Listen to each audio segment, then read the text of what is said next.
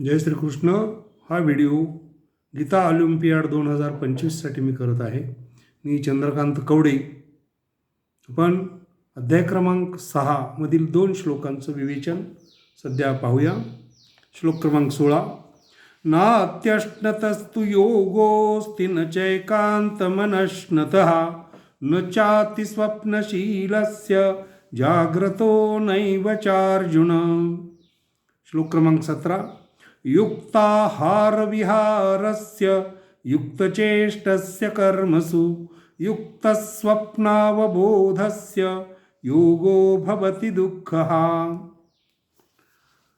ध्यानयोगामध्ये अत्यंत स्थिर असलेला योगी याचं वर्णन करताना ध्यानयोग कोणाला साधतो याच्या बाबतीत भगवंत म्हणतात, हे अर्जुना, हा योग फार खाणाऱ्याला, तसेच अजिबात न खाणाऱ्याला, फार झोपाळूला किंवा नेहमी जागरण करणाऱ्याला हा साध्य होत नाही.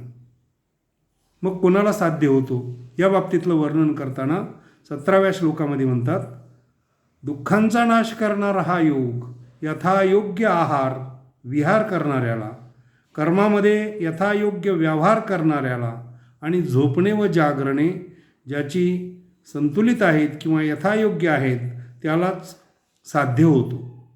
थोडक्यात भगवंताच्या म्हणण्यानुसार ध्यानयोगी हा नेहमी संतुलित असला पाहिजे.